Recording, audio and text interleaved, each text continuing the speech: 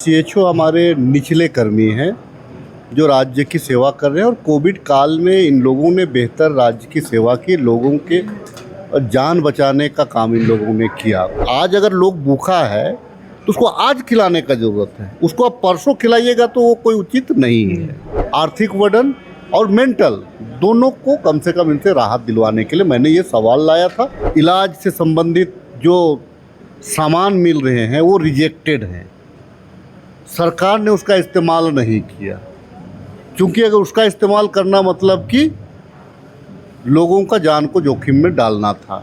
नेता प्रतिपक्ष आप चयन कर लीजिए, क्यों नहीं कर रहे हैं, अपनी कमी क्यों छुपा रहे हैं? नेता प्रतिपक्ष कौन सा बड़ा चीज़ है? आखिर इन्हीं सदन में से जो है उसी में से ना बनाना है आपको। बहुत सारे ऐसे विभाग हैं जहाँ पे नेता प्रतिपक्ष का सहमति की आवश्यकता पड़ती है, इस बात को ये लोग नहीं बोलते हैं। नमस्कार, आप देख रहे हैं लोकतंत्र 19। हमारे साथ विधायक राजेश कच्छप जी हैं। सर, आज आपने सीएचओ का मुद्दा उठाया, उनके मानदेय की बढ़ोतरी का। सरकार से जो जवाब मिला उससे कितना आश्वस्त हैं? और जो इंसेंटिव था वो बोले आपने जो मानदेय के साथ दे देने के लिए। देखिए, सीएचओ हमारे निचले कर्मी हैं जो राज्य की सेवा कर रहे हैं और कोविड काल में इन लोगों ने बेहतर राज्य की सेवा की, लोगों के जान बचाने का काम इन लोगों ने किया।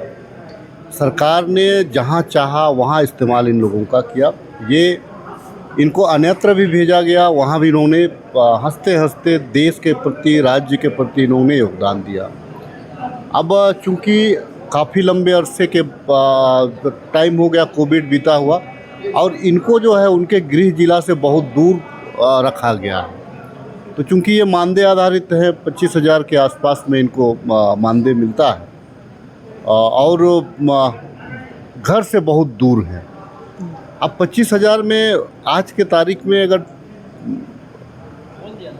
पूरा 24 घंटा अगर टाइम दे रहे हैं तो मुझे लगता है कि थोड़ा इनके बारे में सोचना चाहिए। उसी प्रकार से अन्य जो मानदेय कर्मी हैं, मेरा तो सोच है कि उनको ज़िले में भी, जब दूसरे ज़िले से लोगों को आप यहाँ लाते हैं तो यहाँ उनको अपने ज़िले में रखिए और जो जिस ज़िले के हैं उनको वहाँ पे रखिए।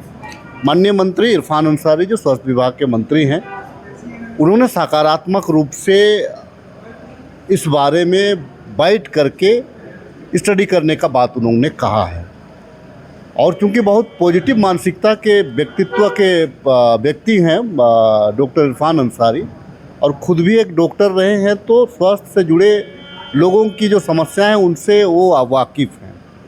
और जो आज सीएचओ जो है, सीएचओ के भरोसे ही जितने सीएचसी हैं हमारे, जो सुदूर ग्राम में हैं, क्लस्टर में हैं, आज वो वहाँ पे उनका हम सेवा ले रहे हैं।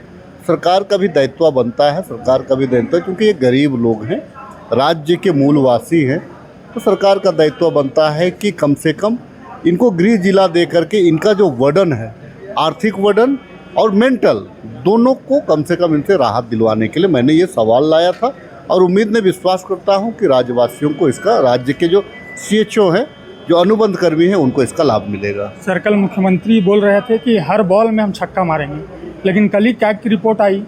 अब विपक्ष बोल रहा है कि ये छक्का का ही देन है कि हर बॉल पर छक्का मार रहे थे, इसलिए 32% ही। देखिए, कैग का रिपोर्ट आना, लेकिन आप जो है आप 2022 का आप रिपोर्ट देख ले। कैग का रिपोर्ट इन लोगों ने कहा कि भाई कोविड काल में जो सेंट्रल से जो पैसा आया था, उस दरमियान में आप ही लोगों के चैनल के माध्यम से एक बात क्या सामने आ रही थी कि जितने भी वेंटिलेटर्स यहाँ पे मिल रहे हैं और जितने भी इलाज से संबंधित जो सामान मिल रहे हैं वो रिजेक्टेड हैं, सरकार ने उसका इस्तेमाल नहीं किया, क्योंकि अगर उसका इस्तेमाल करना मतलब कि लोगों का जान को जोखिम में डालना था। अब चूंकि रिपोर्ट वहाँ से तो पैसा आवंटित कर दिया, लेकिन वो कॉन्ट्रैक्टर के माध्यम से सामान को आवंटित किया। जो कॉन्ट्रैक्टर यहाँ पे दे रहा था वो सामान कोविड के लायक में, जो मुझे लगता है कि उस लायक में वो सामान नहीं था, तो सरकार ने उसको लेने से इनकार कर दिया।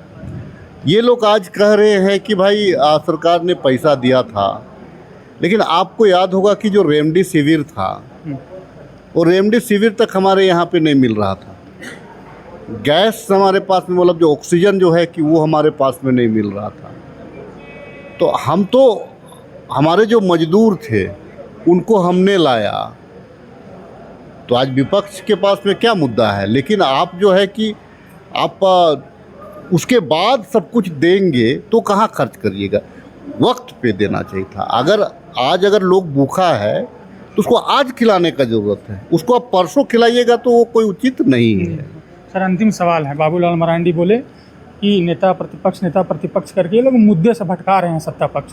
जैसे एसएससी का कैलेंडर जारी कीजिए और जो नियुक्तियां हैं छात्रों को नौकरी दीजिए, कानून व्यवस्था दुरुस्त कीजिए, वो नहीं करके नेता प्रतिपक्ष हमने 5 साल मौका दिया पिछली बार, ये तो नियुक्त नहीं कर रहे थे और अब लास्ट बोल रहे हैं कि नेता प्रतिपक्ष की नियुक्ति कीजिए। देखिए, भाजपा से तो भगवान राम पार नहीं कर पा रहे हैं, भगवान भी पार नहीं कर पा रहे हैं।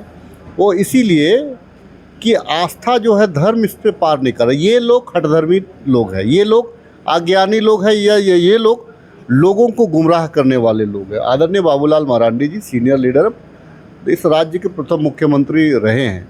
देखिए, उनको जानकारी होनी चाहिए कि बहुत सारे ऐसे विभाग हैं जहाँ पे नेता प्रतिपक्ष का सहमति की आवश्यकता पड़ती है। इस बात को ये लोग नहीं बोलते हैं। एक रटा रटाया जो बात रहेगा इसी के विषय में ये लोग बोलते रहेंगे।